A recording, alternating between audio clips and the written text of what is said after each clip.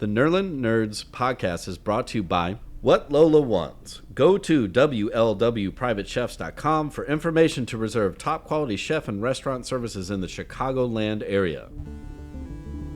Pulpery Media presents Nerlin Nerds with your hosts, Brock and Ben. This is where we discuss the pop culture topics that interest us and those minor details that irritate us. Okay, so let's get back. So now I'm through 6. Yeah. So now I am up to... Well, I mean, real quickly, to backtrack, because like the last time we talked about it, I was telling you about the dinner scene. Yeah. And I've watched the dinner scene now. Right. So... Christine Milioti owns that. So there was another one. There were 2 of them, right? There was one when she gets out of the prison. Correct. And then there's the one where she shoots Boy in the head when she tells him we're the new whatever family. Yeah. Well, so there's 2. But the first one I know with the dinner scene is the one we're talking about. Yeah, before she absconds away and correct. Then everybody and becomes a Gigante. A Gigante. Right. That's why? You should know the Italian names. Well, Gigante sounds like El Gigante. It sounds like giant in Spanish. Well, I mean, she does.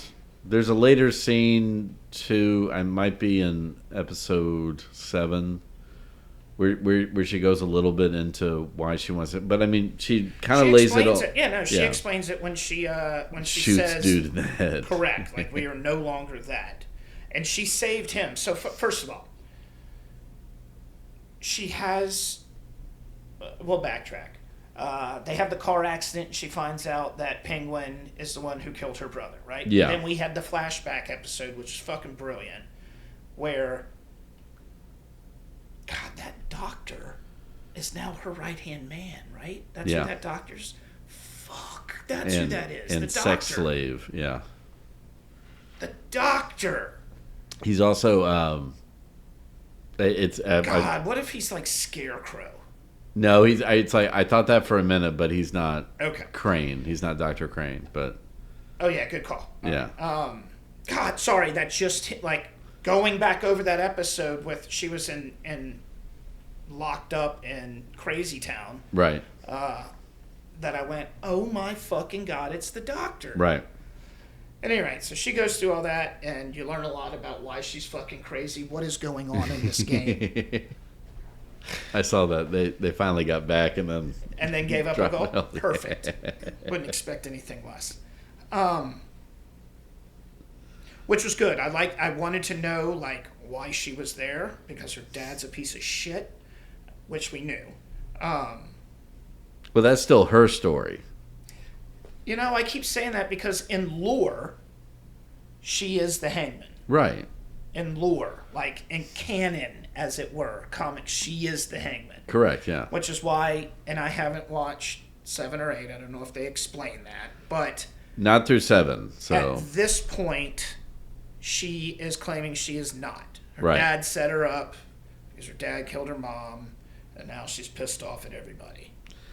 But yeah, I mean, I could... And that's her story, and that's what she's sticking to. She's sticking to it, yeah. Okay, all right. Just making sure. But there's also, I mean, there's a lot of heavy psychosis involved. Right. So, like, with that weird light and shit. Yep, so, again, Clockwork Orange shit. Yeah. Yeah. So, I mean, it very well could be that she has, like, split personality. And, like, that doctor has kept it in check. Oh, good call. Yeah. Because she is slowly gone over the edge, and then she committed mass murder. And then he shows up. Yeah. Like right on her shoulder. I'm here to help. Yeah, Tyler Durden is slowly taking over. Right. Yeah. Because so first of all, she walks into this dinner like fresh out of fucking Crazy Town. Haggard as fuck. And threw her balls on the table. And no one said anything. No one could say anything. No. Just fuck you and fuck you and fuck you. Fuck you and fuck you. Like, all of them. Table full of dudes. Wasn't that after, too, like, she, like, like literally grabbed like a turkey leg and was like, "Arrgh," Yeah, exactly. Because and like drank a bottle of wine in front of him. like I picture her in tattered clothing, but I know it wasn't. It was just like But she was all like done up, but like done up crazy. right. Yeah. Yeah, I just fuck you and then she shoots her boy in the head. Yeah, fast. This, Like the first argument he gives is pop. Yeah, the first one he was like, I don't know about that. Bang, Boom. dead, done. And then she throws the money in the pool of blood, so it was literal blood money. Yes. All right, but we'll back up to mass murder here. Yeah. So she walks in, talks to them at the table. Everybody's staying there. She removes the girl. Remind me who that little girl was again? It's her niece, or yeah.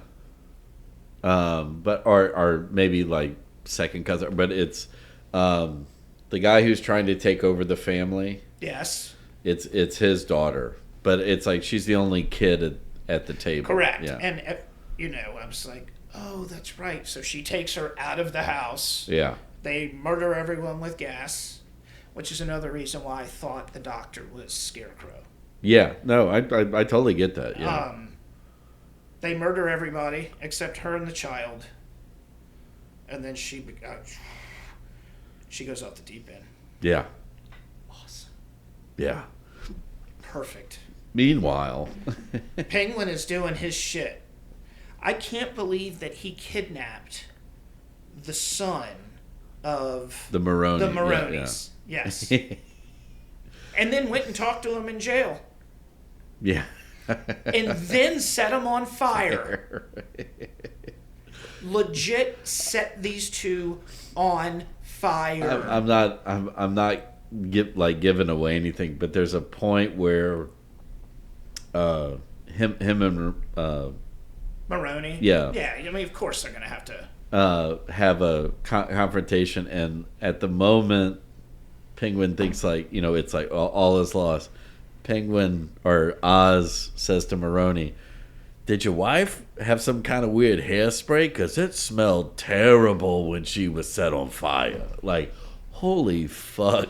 Perfect. Yeah, like he's about to be shot in the head, and his last words are like, that was in... I think that's in 7.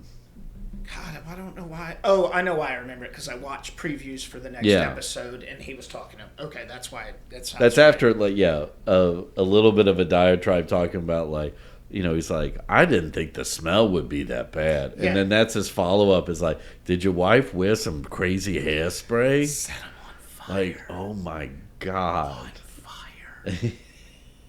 Well, and like, that scene was... hugging. That scene was magical because you're going like, when they pull him out of the truck and he's shivering and he's clearly wet. Yeah. And you're going like, what? Like, why did they pour water on him? And then when they hug and you see him flick the lighter, like, oh. The wife went, fuck. Yeah, she said the same thing, and I just went, they set him on fire. What the fuck? They set them. And then he steals the mushrooms. Unfortunately for him, the fire extinguishers went off, and that chemical shit froze all of his mushrooms. I love the fact that they were just straight up calling it shrooms. It's not anything like, Red Market X or anything like that, like B95. Or, like cancer sticks. Right, no. It's like, where are my fucking shrooms? Yeah. Why? And they're like special shrooms, clearly, because it turns into that red glass shit. But I wonder if they did that because it was like, because they already set up drop heads, right, in the Batman, and they've continued that into the Penguin. But now it's just like, you know what? Fuck it. Let's just keep it. So let's keep it au naturel. They clearly boil the mushrooms down and then bake it, and then you get that red crystal stuff that they break up. Don't ask me how I know this. So yes, and at first I was like, man, this motherfucker can't catch a break. Right? He's carrying around his tube. Meanwhile, Vic is taking his mom, and in typical mom fashion, has her fucking lamp and a box of medicine. Sure. in like an old school copy paper box. Yeah. Old legal file. Exactly. Yeah. Exactly. To the worst place that nobody. What is it? The south side, the east side, the west side, one of the sides. But they call it like Crown Heights. Yeah. Yeah. Or Crown Point. But it's where Vic is from. Right. Yes. But he doesn't go back to his family's apartment. They just go into some. Yeah, they're just squatting in somebody's apartment. Yes. Yeah. Yeah. Then Penguin comes over there all defeated, still carrying his bucket, 2 buckets of shrooms that survived. Yeah. No. He wasn't carrying the shrooms because remember he tells his henchmen, "We got to get it someplace humid what and did he cold." have in his? It looked like he had 2 buckets. It was something else. Okay, makes sense. It's probably something for his mom.